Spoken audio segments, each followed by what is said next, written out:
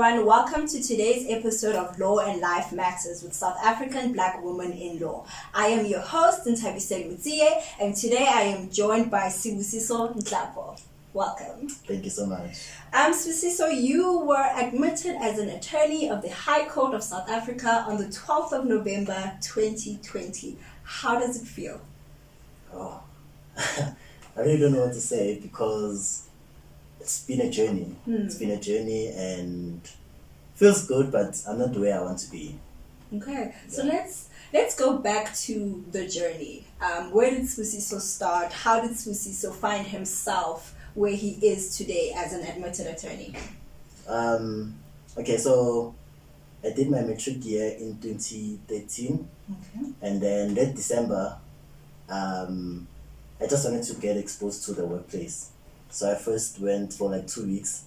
I worked at Nando's, one of the Nando's franchises back home in Middelburg. And then after the 2 weeks, I was like, this is not the life I wanted. Because it didn't speak to me. So I went to a certain law firm.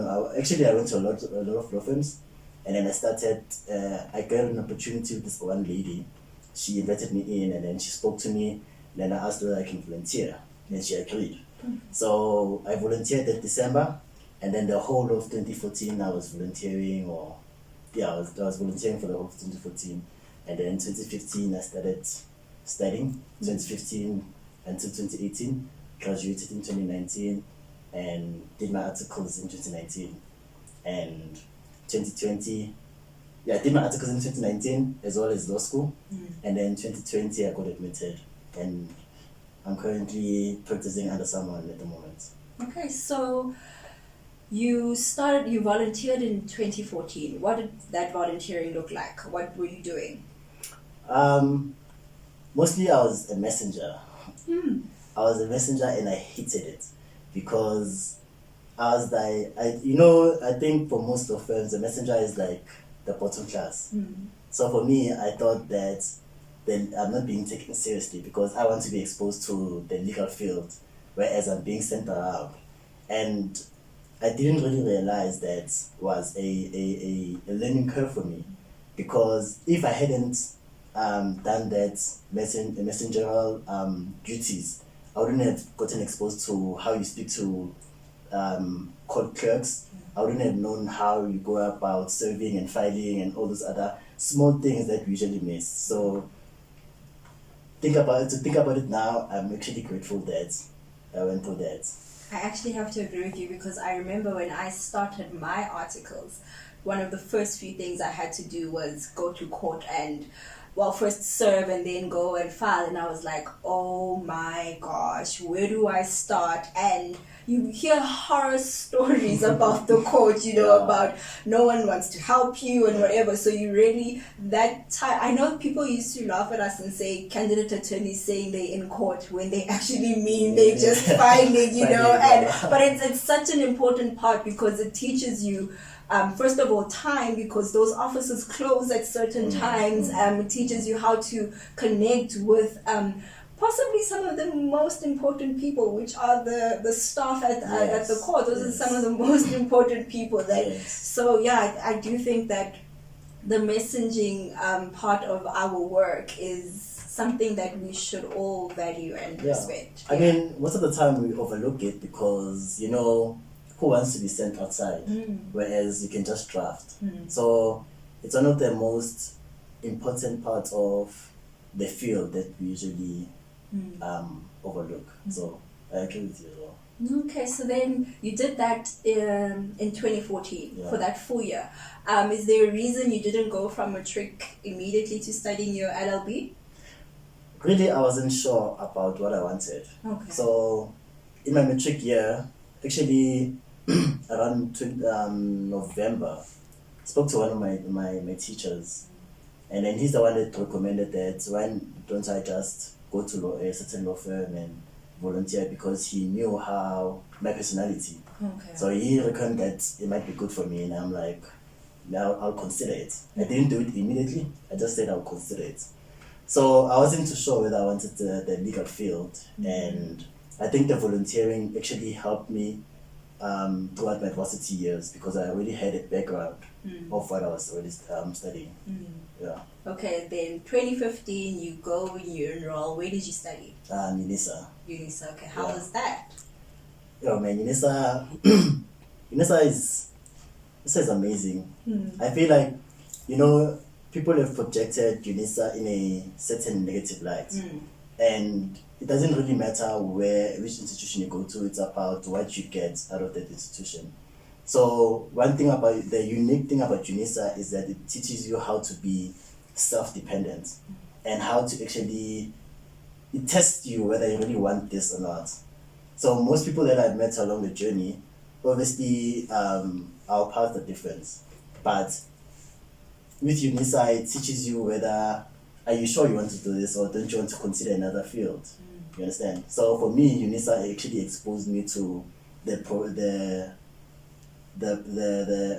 actually answered my question whether I still want to pursue the career or not. Okay. Did you ever have a moment where you're like, actually, I don't want to do this? Or was there a year where you were like, yeah, this is exactly what I'm doing with my life? I think most of the students get to a point where they question whether they actually want this. Whether it's your first year, first year is easy.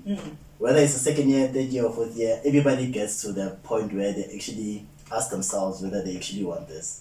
So obviously for me, there was a point where it was hectic, considering that I was also active at campus. Okay. So for me, I did get to a point where I actually wondered whether this is actually what I wanted, but yeah, thank God I finished in record time. Okay. And when you say you were active,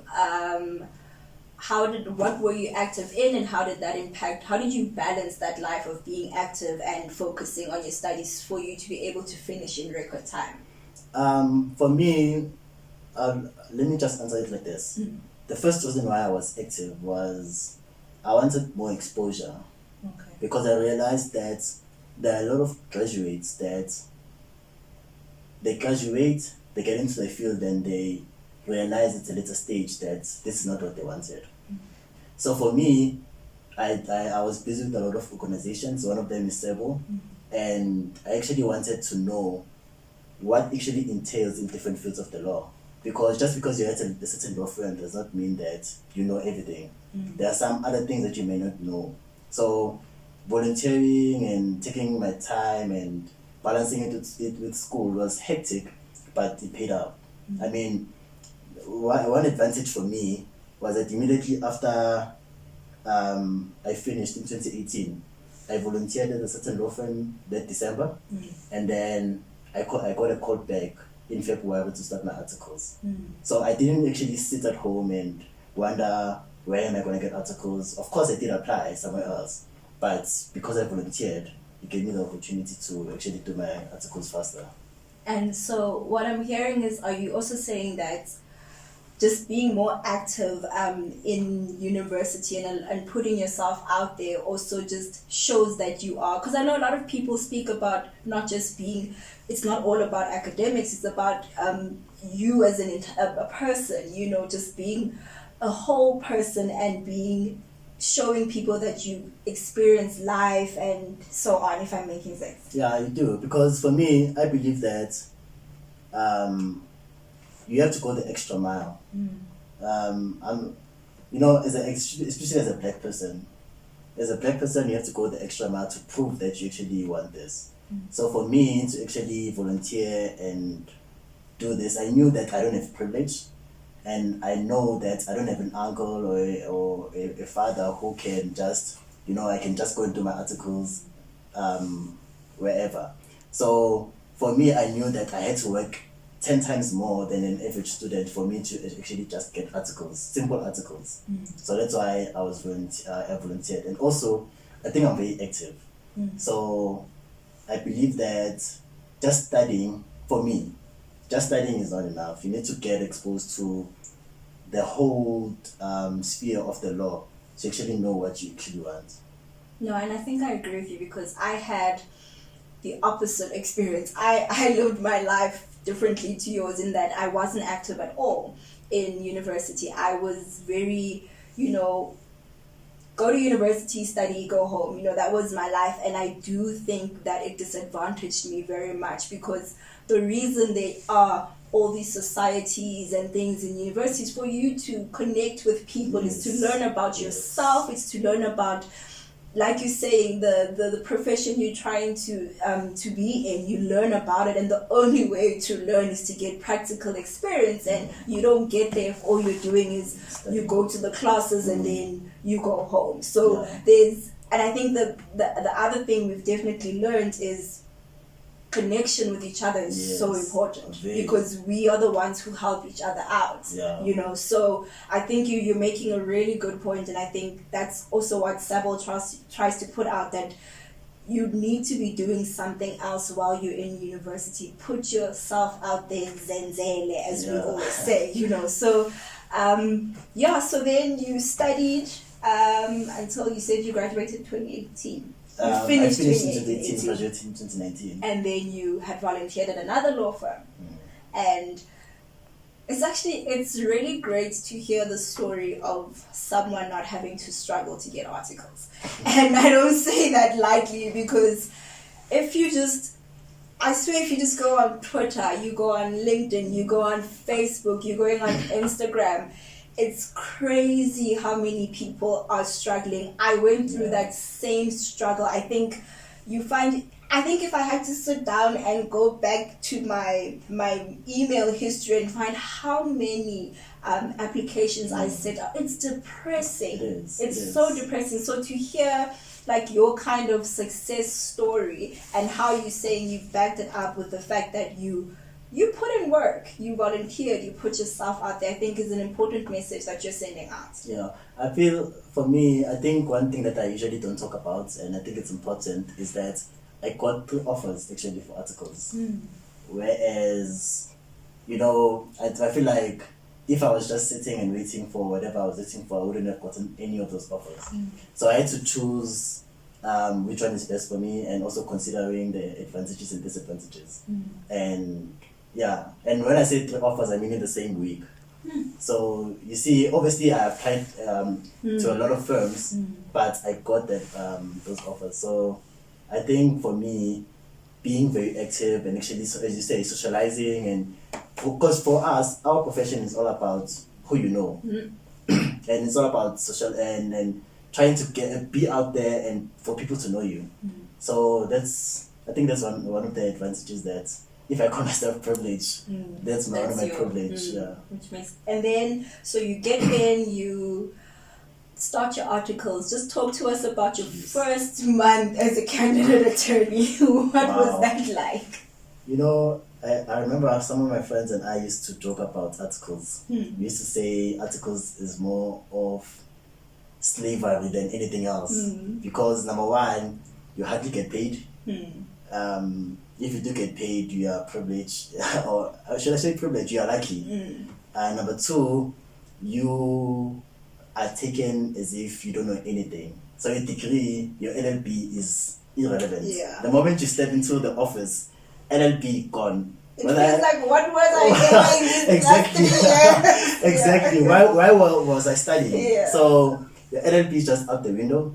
Who you know, what you are, who you think you are, is out the window. You are a nobody the moment you get into article. So I remember that I was assigned to this one lady. So me and this one lady used to fight a lot, because how she did things was not making sense to me, And I understand that she was admitted and she was more experienced, but I mean, there's basic common sense, and how she conducted herself was not agreeing to how I perceive things to be. But I think another thing that also maybe affected me in a way was that I knew how, I mean, as I say, I did my volunteering, and then throughout my varsity years, whenever there was recess, I used to go back to the same firm and volunteer. Do you understand? So I had experience, but the way she did things was just, you're kid town. So you see, it's totally different. So did you feel like that made it very difficult for you? Like, let's say your first month, did do you feel like you weren't getting experience, or did you manage to get over that and for you to be able to work together? No, for me, I felt like, okay, throughout varsity, and I'm a very open person, and as much as I would like to listen to you, I would also like my comments to be heard. Okay. So she disregarded me in the most blunted manner possible. So she would, whatever I would say was not even thought of, you understand? And I'm not talking bad. I don't want to sound as if I'm being arrogant and talking bad about her, but people in the firm also disagreed with her. So it was not just with me. People in the firm used to really disagree with her in terms of, there's a certain statute that you have to present in the field. She did none of that, and she never really portrayed the image of, she never upheld it, the image of the law. Yeah. Okay, so you found it difficult to interact and work under her because of how you felt she wasn't conducting herself in the way you expected a legal professional should. Not only that, that's not the issue. So were you able to resolve this conflict at any point? Yeah, I think what I realized was the end goal, to be admitted. So what I did was actually realize that I'm here to do my articles. Yes, I'm experienced to my extent, but that doesn't mean that I should keep on fighting with her no matter how wrong she might be. And then luckily, I think just 2 months after that, I got reshuffled. So I was very relieved when I got reshuffled, because going forward, everything went smoothly. And for me, it just sounds like you have to have a certain level of emotional intelligence in these situations. So what advice would you give to aspiring candidate attorneys in that kind of conflict, or any kind of conflict that may come along in their careers? I think one thing that they need to do is not put their career in a position where they will regret it at a later stage. So I mean, as I said, articles are a bit of slavery, because everybody just looks down on you, and also they overwork you. I remember at the firm where I was a candidate, and then I had over 100 files that I had to sort out. And remember, these files were passed from someone before me to me, or from two people before me to me, and now I have to get myself, wrap around myself in the file and still do what needs to be done. And the principal will come back and blame you for not doing the work. I mean, I just got the file today. Already I'm being blamed for the file being outdated. So I think the important thing is just to realize the end goal, which is to be admitted, and keep working at that. Maybe also just realize that you shouldn't take it personally. Yes. Don't take it personally. It's separating the job from who you are as a person. Yes. So, and I think you're also touching on, you're speaking about all the files you had. You're also touching on the reality of the work that needs to get done. Yes. It is, because I think what you're trying to say is, obviously we need a balance between being treated like a human being, but also you're mentioning that it is a lot of work, and that's something that we all as aspiring legal practitioners need to understand. We're going into a space where we need to be ready to do the work. Yeah. So I think that's very important. Let's talk about at the law school. So at the point where now you're doing articles and you have to do practical legal training, how did you now balance that? I really don't know how I got there. And I mean, like, to think back, really, it's amazing, because as you say, I was doing articles as well as law school. So for me, I come from a very disadvantaged background, and I think the reason why I volunteered for free most of the time is I know where I come from, and I knew the kind of the challenges that my parents had to sacrifice for me to be where I am now. And obviously I'm not where I want to be, but it's quite a journey. So balancing articles and law school was quite a lesson, because remember, luckily I spoke to the boss, the director, managing director of the firm. So I went to him and gave him my timetable and told him that I'm attending enterprise at UP. So what happened was, after 4, because I was using the bus as well, I didn't have a car. I was using the bus. So after 4, I was traveling from after 4 to maybe 5:15. I'm traveling to Hatfield. And then 5:30, I have to attend a class until 7:30, 8:30, 9:30, depending on which module we were focusing on. So after that, I also had to now pop out money, because Hatfield was far from where I stayed. So now I had to pop out money for transport to be transported after class. So there's a lot of sacrifices that went to it. But I think if you know what you want, then it becomes, I won't say it becomes easier, but you get to where you want to be. So, it's a tactic. I remember studying for board exams. I think, let's say, as I said, I studied at UNISA, Sunnyside campus. So what I used to do is that at 5, after work, maybe 5, sometimes the director would want me to leave at 6. So at 6, I go to campus. I get the quarter. I eat the quarter. That's my daily meal. I eat the quarter, and then until 10. So from after 6 to 10, I'm studying. Yes. And then after that, I go back to my place, I sleep, and then I prepare for the next day. And remember, I'm also doing articles, so the files are also waiting for me.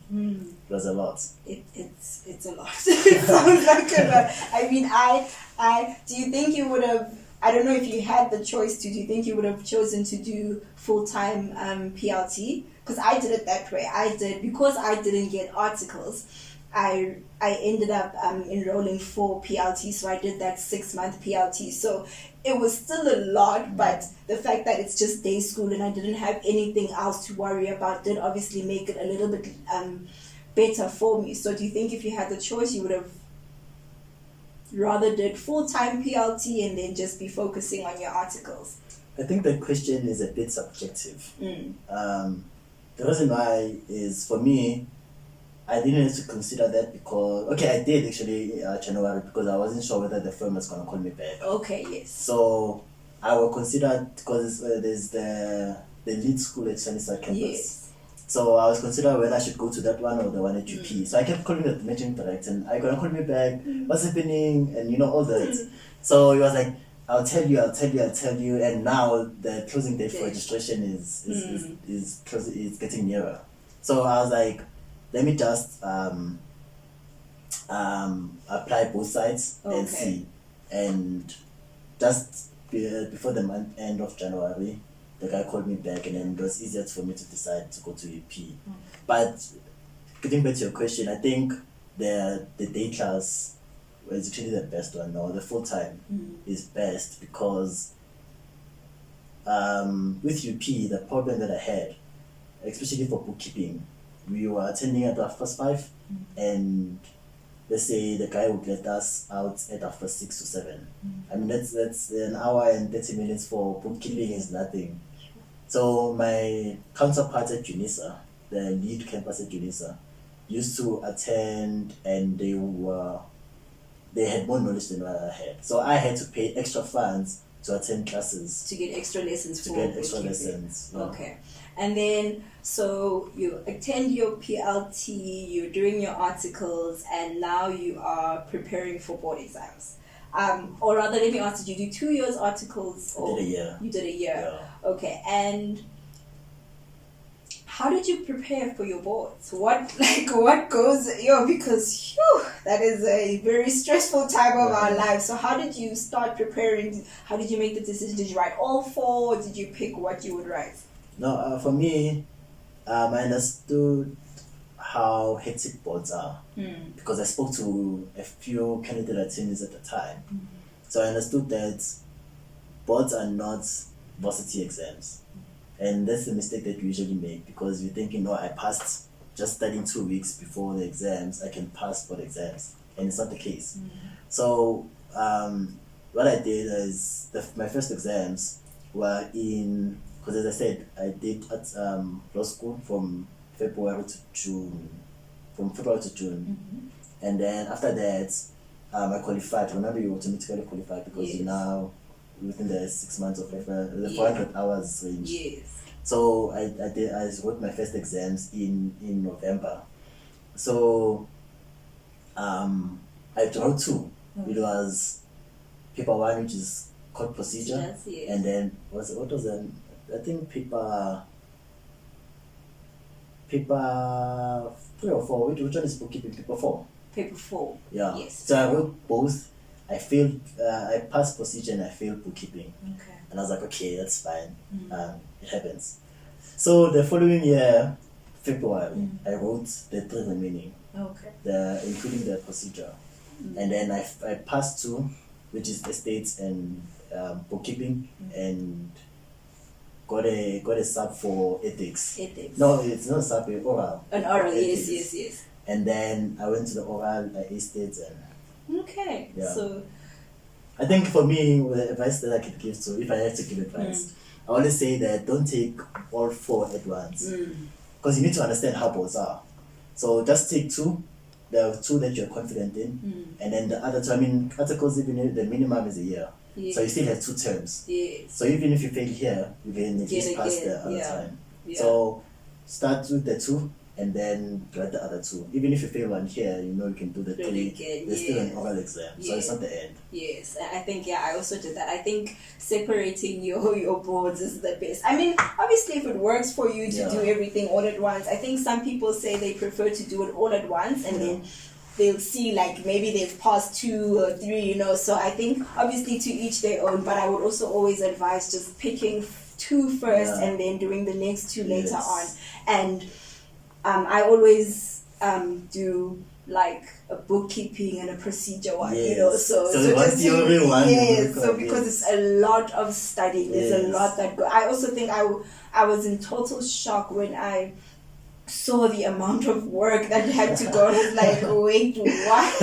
How do you don't even know where to start studying. Like, do I start here? Do I leave here? Am I really going to cover the entire syllabus? It's a lot. I think the worst is the theory ones.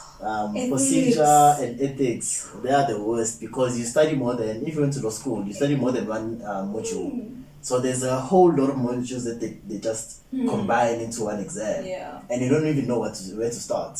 So I think that's the difficult part about the theory side of the board exams. Yeah, I think it's a difficult journey. It's a journey that I think each stage requires you to say, okay, I'm here now, I need to be present, I need to give my all at each single stage, because admission, guys. You know when you finally get to the point where you're like, I can see it, man, I'm almost there, and it just feels like, but it still feels so far, you know. But I think also there must be. I mean, what was your favorite part of the journey, if I can put it that way, leading up to admission? What was like some of your best moments?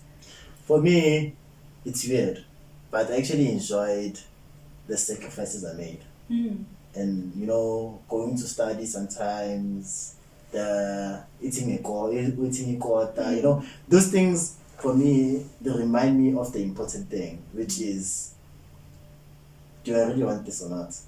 And in the next 5 years, obviously I won't be in the same position, but if I sacrifice today, I can live better tomorrow. So for me, I love to sacrifice. I've been sacrificing all my life. Because I know where I come from, man. And my story is, it just touches me because, I didn't grow up rich, but I understood where I wanted to be, and that's the important thing for me. And what do you think, apart from your sacrifices, what else?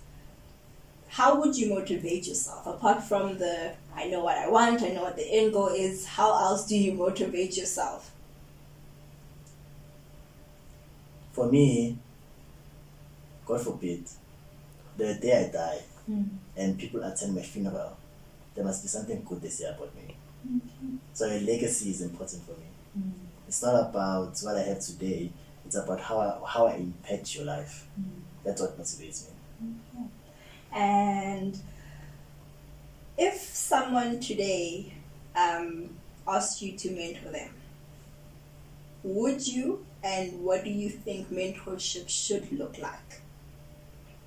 I would do it without even thinking twice. Obviously considering where I would be, because one thing that kept me going was to ask a lot of questions to different people.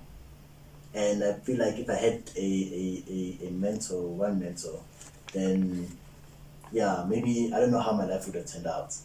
But I asked a lot of questions and I did what I needed to do to get where I want to be. So having a mentor, someone who is experienced and who can guide you, because I feel like if there's a mentorship relationship between you and I shouldn't do the same mistakes that you did. I should actually avoid those kind of mistakes so that I go further. Do you understand?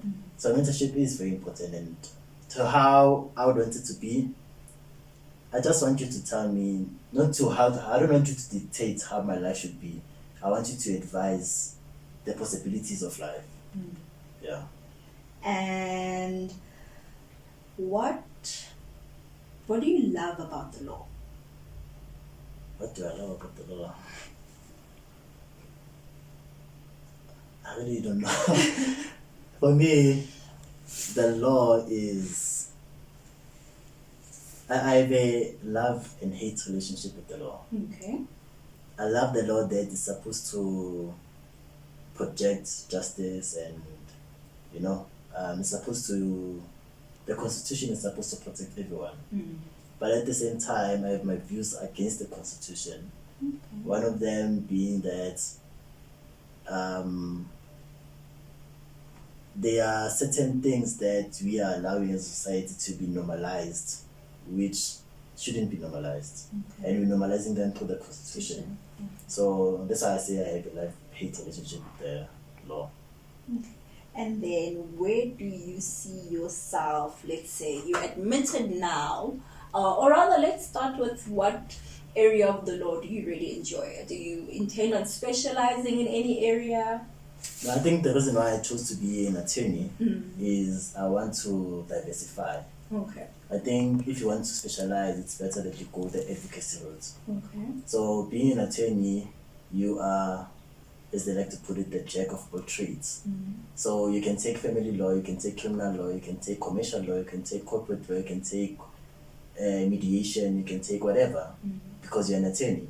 That's the nice thing about being an attorney. So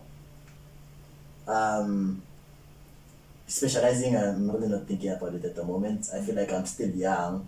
I'm in my 20s. I'm still young, so I should grab as much as I can, so that if I do decide to settle down, I'm able to know what actually is best for me. Is having your own practice somewhere on the horizon for you? I hope so. No, it is. I'm getting myself there, one step at a time. I do want to start my own. As I say, I want to leave a legacy. One of the ways for me to leave a legacy is to have something that people can relate to. Okay. Do you have the best judgment or case that you have ever read that you think, or just a judgment that you think every either aspiring legal practitioner should know and should read? I think there's actually a lot. But I think the one that stood out while I was studying was, I forgot the name of the case. So what happened was, this lady was a prostitute. I'm not sure if you know the case. She was a prostitute and the pimp dropped her, right? So she went to the CCMA and alleged dismissal from work.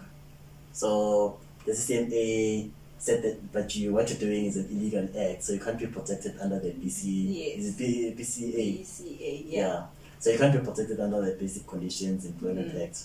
And then she went to the second court and the Supreme Court, and then it went to the court courts. So when it went to the court courts, the interesting thing about the court court said that yes, you may not be protected under the Basic Conditions of Employment Act, but you can be protected under the Constitution, the right to work. So she won under the Constitution instead of under the normal route of the Basic Conditions of Employment Act. So I think that's what case that stood up for me. Okay. Apart from, there's actually a lot, but yeah, that's the one that's coming into mind now. Okay. And then please share any advice for our aspiring legal practitioners, especially those who, let's say, may have a similar background to yours, those who are thinking about becoming an attorney. I think the sacrifice is worth it. Don't look at the money. Don't pressure yourself to uphold a certain image that you can't afford. Be who you are. Remember what you want. Don't. You know, the disadvantage about our profession, the moment you say you're an attorney, they think you're driving a Mercedes and you're staying in Sentin. That's the thing. Yeah. So don't allow that stereotype to dictate how you should live your life. Live your life the way you want it to be, as simple as it wants to be. Don't pressure yourself, but remember that the sacrifices you make today are going to benefit you tomorrow. All right. Thank you so much, Sibusiso, for your time. I really enjoyed our conversation. Please let us know which social media platforms people can find you on. Okay, so on Facebook, if you want to be found. on Facebook, Sibusiso Nhlapo. I think I need to change that name because Attorney and Spuda, they don't go together. So Facebook is Sibusiso Nhlapo. LinkedIn is Sibusiso J Nhlapo. Okay. What's this? Twitter, it's SJ Nhlapo.